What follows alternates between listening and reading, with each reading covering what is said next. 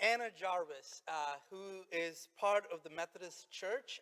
Her church was in Philadelphia, what was used to be called Old St. George's. Now it's called the historic St. George's Church. It is one of the first Methodist churches that was established in our country.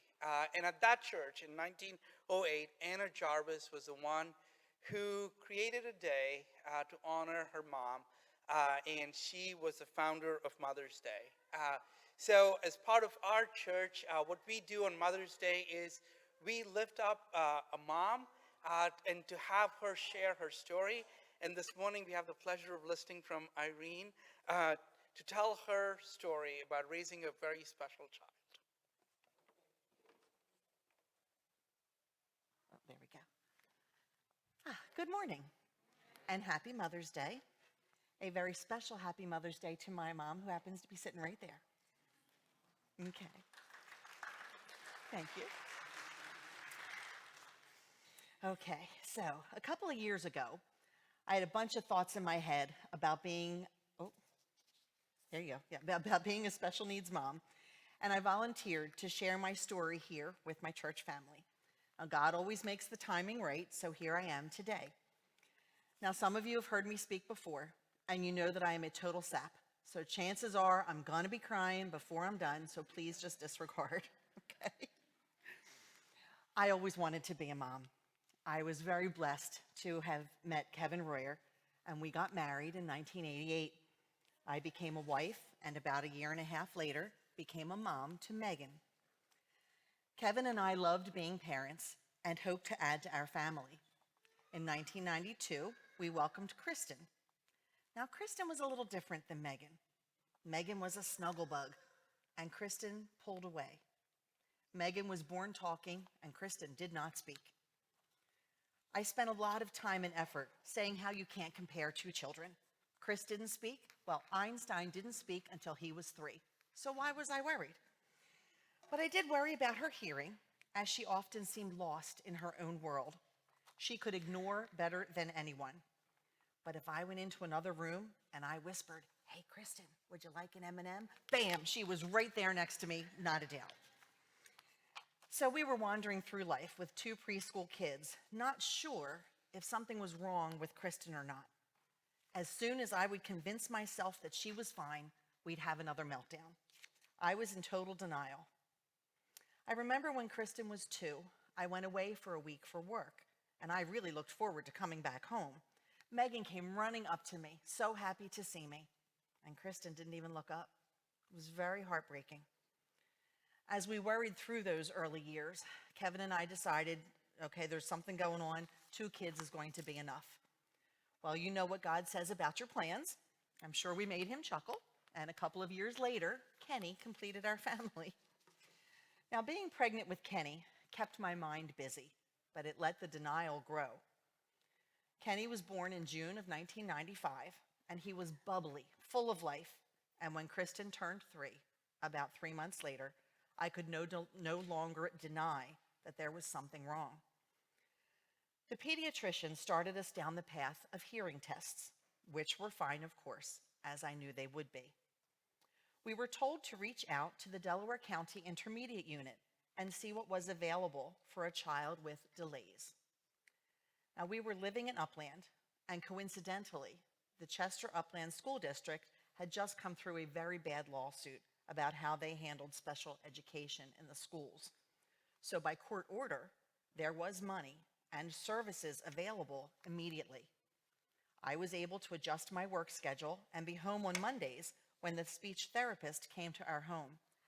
Miss Eileen was awesome. She worked hard with Kristen, as she still did not speak at all. Miss Eileen was the one who pointed out to me that Kristen also never made eye contact, a classic sign of autism. I'd never noticed. I felt stupid, like a terrible mom. How could I not see that? But I didn't. Chris had weekly speech therapy. She was placed in daycare for her total lack of social skills. She had a special aide 3 days a week. And she made progress. Her first words were chocolate, milk, stir, and spoon. You guys see where this is going, okay? It was all about the chocolate milk.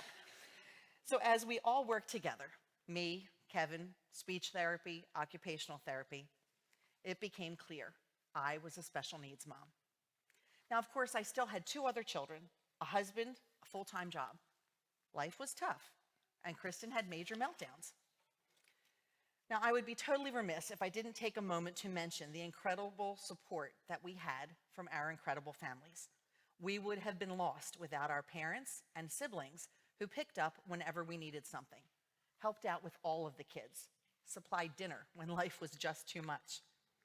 Now, when I was having that third child, everyone said that the hardest part was not having enough hands to hold when you're walking across a parking lot, but my experience was just a little bit different.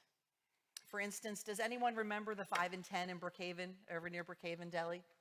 We used to go there a lot, and I was in there with the kids, and Chris wanted something. She could not communicate. I didn't know what she wanted. We were both getting very frustrated. She threw herself to the floor, and I swear it was like she grew suction cups all over her entire body. She was absolutely glued to the floor, screaming. I was forced to drop my purchases, have Megan hold on to Kenny and my purse. I peeled Kristen off the floor, threw her over my shoulder, kicking and screaming as we made our way to the car.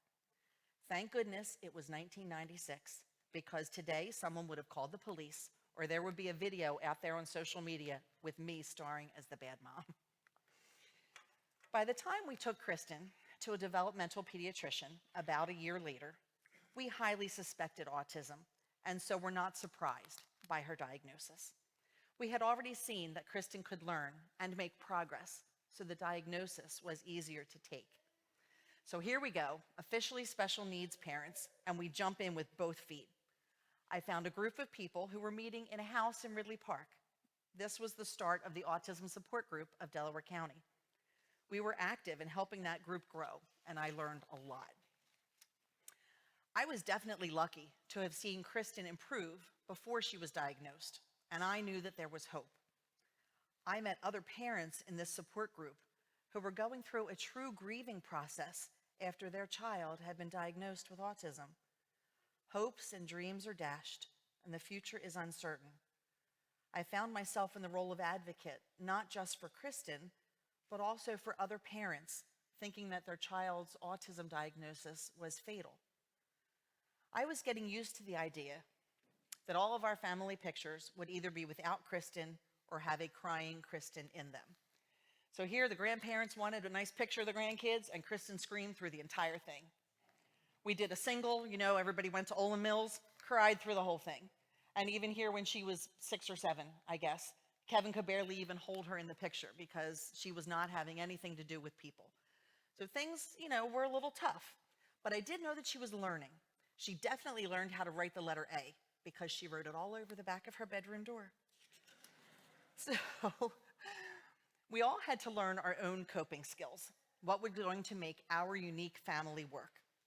So we were planning a vacation to King's Dominion. We wanted all 3 of the kids to enjoy. And Kristen still didn't really communicate. I knew she would not be able to talk to someone if she got lost. She couldn't say who her parents were or even her name. Now, I remember prior to that, as a very young woman, I had seen a mom with her child on a leash, one of those things around the wrist holding on to the kid.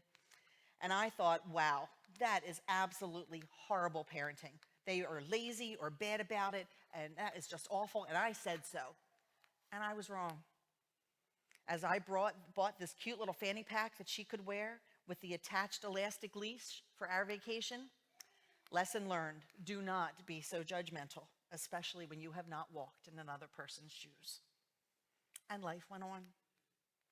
Megan wanted to join the Girl Scouts. I come from a great scouting family, been a scout since I was 7. I was very excited for her. We get to the first meeting, and both of the leaders are brand new to scouting. When they find out my background, they want me to be the leader. But I turned them down because I had a special needs child, and it was just too much. My husband, Kevin, had grown up going to Camp Anaba, and he volunteered there as a counselor with typical kids and also with the challenge camps for special needs adults. I would bring our kids out to visit during the week that he spent there, and I was asked to come out and be a volunteer counselor as well, but I turned them down because I had a special needs child, and it was just too much. Kenny joined T-ball. I went to the games, did what I could, but I would not take on a more active role because I had a special needs child, and it was just too much. It took me quite a while to be able to find a balance between mom and special needs mom. But slowly things started to change. I learned how to step out of my comfort zone. I spoke at the autism support group meetings. I was handling things better. And I started to see my role as a special needs mom as a benefit. If I could do this, I could do anything. I started helping out at Sunday school. I joined the choir, read scripture at church, volunteered at VBS. And somehow through it all, my kids were thriving too, all of them. Kevin's best friend, Keith, a friend from when they were both campers at Camp Anaba, met my cousin Jennifer, and things were serious. And you'll have to remind me someday to tell you the God story of how they met, because that's pretty awesome. But that's for another day. So anyway, Keith was also an Anaba Challenge Camp volunteer, and therefore Jen became one too. So now Jen, my cousin, is asking me to please volunteer as a counselor. So serious peer pressure going on here. And I stepped out of my comfort zone and I gave it a try. It was a lot easier than I thought, as I had a good 6 or 7 years of being a special needs mom under my belt. Camp was great. I learned how lucky we were that Kristen was not as handicapped as some. Now that sounds extremely selfish, but it is the reality of what it was. And I also learned that I was living day to day, not daring to think what the future might hold. Here I was seeing parents of handicapped adults. This is forever. These parents were beyond grateful for the 1 week a year where they got a break. This was very humbling. I thrived at Camp Anaba, loving the title of volunteer counselor. Kristen, about 7, yeah, not so much. Something about no TV and way too many bugs. Megan and Kenny loved camp and went for many, many years. Kristen started staying home with the grandparents because that's what worked for us. I still counsel today, 23 years later. I've met some wonderful people there. My camp family is and was amazing and is welcoming anyone else who might want to join. There's flyers out there. So life was really pretty good. All my kids were thriving in their own way. They were getting an excellent education, even with such different needs. Megan was an A and B student. Kristen needed extra help, and Kenny was in the gifted program. We had church and outside activities. We were happy. In 2006, Kevin died at the age of 40 from complications of diabetes. My kids were 15, 13, and 10, and I had a new label, widow. Widow with 3 small children. Widow with a special needs child. I am eternally grateful for the teachers and administration in the Pendelco School District. When Kevin died, they gave great support to my kids and to me. I can never say enough in particular about the special ed teachers in the middle school. They understood Kristen's needs. They made Kristen a booklet with pictures of the funeral home, both inside and out, so that she would know what was coming. And they called me, and they said that they would be there through the entire viewing, staying in the little side room with Kristen to make sure she was okay and that I wouldn't have to worry. And so life went on. Different, to be sure, but still full. Family, church, volunteering at Anaba, some amazing friends. We felt very blessed. One day I get a call from the middle school. Kristen had decked a kid on the bus. Nice fist to the face. Turns out a kid on the bus had been tormenting her for weeks, bullied and unable to express that to anyone, until one day she had enough. Pow. Thankfully, the bus driver came to her defense, and the bully did get in trouble. And I had to make Kristen understand that hitting is never right, but inside, I was clapping for her. She may not have been able to tell me what was going on, but she got her point across. I was glad she found a way to stick up for herself.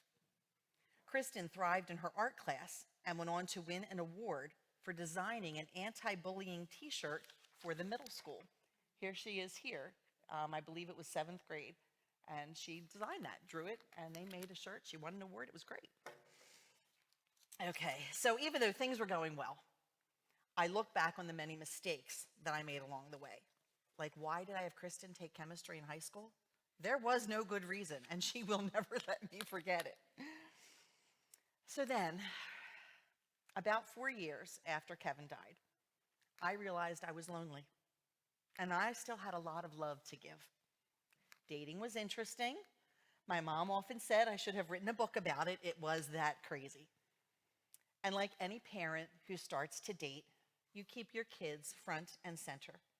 I would not be with anyone who was not fully committed to supporting my kids, including Kristen, and with that, most likely for life. When I met Russ on plentyoffish.com and things got serious, I was able to talk about it with my kids, gauge their comfort level, and Russ became part of the family. At that time, I was trying to decide where our church home would be. Our hearts had been with Christ United Methodist. We had been going there for years, but it was a much older congregation. Young families were leaving, mostly coming here, until my kids were the only people below the age of 30 in the church. And I did not feel that they could get what they needed out of that. Russ was going to Calvary Chapel, so we gave that a try. Super big mega church, lots of people. Come summertime, Kristen wants to help with VBS, as she has done for many years. But all these people, I was worried, okay? One of Kristen's biggest issues to this day is loud noises and too many people. That's why you never see her in church. She is much more comfortable sharing God's word in Sunday school. So I was really worried. Well, I shouldn't have been. She has learned many coping skills over the years, and this was no exception. There were hundreds of kids separated into small groups, and each group had a cloth sash of a different color or pattern to identify them. So I come to pick Kristen up one day, and everyone's in the big auditorium with a lot of music playing. And I found Kristen in the front row of this auditorium with her group. Loud music and singing, tons of commotion going on, and there's Kristen. She has headphones in her ears. She has taken her sash and she has wrapped it around and tied it on the top of her head so that she could be there with her group, praising God. How can you not feel God's presence in that? That mental picture will stay with me forever. Growing up, Kristen and Kenny were attached at the hip. They were 3 years apart in age, but learned so many milestones together, it created a special bond. So much so that I worried that Megan would feel left out. But of course, Kenny surpassed Kristen in many ways, and now he and Megan are great young adult friends. And they both are very protective of their sister. I mean, they get to fight with her, but don't you be the one that starts picking on their sister. So here's a picture of my kids when we were in Disney back in 2011, and they just took care of Kristen, kept her with them through the crowds and everything, and it was wonderful. I'd like to think that it was some good parenting that led my kids to be so protective of Kristen, but obviously God had his hand in that. Today, Megan has a boyfriend named Tyler, and he takes great care in helping Kristen. They together include her in activities and just generally care about her welfare. Kenny met Maria in college at Penn State. I found out later that he told her about Kristen from the very beginning and about how he felt that someday he and whomever his wife would be would perhaps be taking care of Kristen when something happened to me. And Maria was all in. They got married in October of 2022, of course making special provisions at their wedding so that Kristen would be comfortable. Here's a picture of all my kids. This is Maria on the end, my son Kenny, their dog Noelle. There's my Kristen in the middle with our dog Skyla, and my Megan and Tyler. And I am so blessed. Kristen will always have the heart of a child, and she connects with kids on a very special level. Whenever we are at the pool or at the market, invariably some little kid is yelling, "Hi, Miss Kristen." I actually took her around the block the other day. I was walking with the dog, and a child came running out of the house to come up to say, "Hi, Miss Kristen." Really. So today, she volunteers at Coburn Elementary School. Here's a picture of her with some of the teachers when she was at an activity. You'll notice her on the end with, that is antlers, I believe, on her head at that point. There's always something on her head. She helps at Sunday school today. She is now a third-degree black belt, and she helps teach karate to little kids. She has gone horseback riding, flying in a hot air balloon, zip lining in Jamaica, and now her smile lights up the room, and she truly lives life. I have so much to learn from her and how she does things. God made Kristen to be exactly who she is, and we are all who we are in part because of Kristen. I have met many amazing people along my path. Teachers, friends, fellow special needs parents. We've been blessed in so many ways. It is a true miracle watching her grow, and she never ceases to amaze me. I often pray when I am driving alone in my car, and I had a revelation one day. I was looking back at all of the people God has put in my life, the people who have helped mold me. I've had many titles: wife, mother, daughter, scout leader, advocate, widow, many more. But through it all, I was always a special needs mom first. Special needs mom. I always said that phrase thinking that special needs was an adjective about Kristen, and I was wrong. It's an adjective about me. I have special needs, and all of my children, my 2 husbands, extended family, church family, all of the wonderful people that God has put in my life, and especially Kristen, you fill my special needs.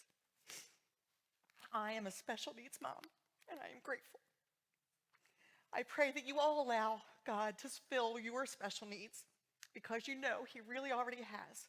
You just have to take a minute and notice. Thank you.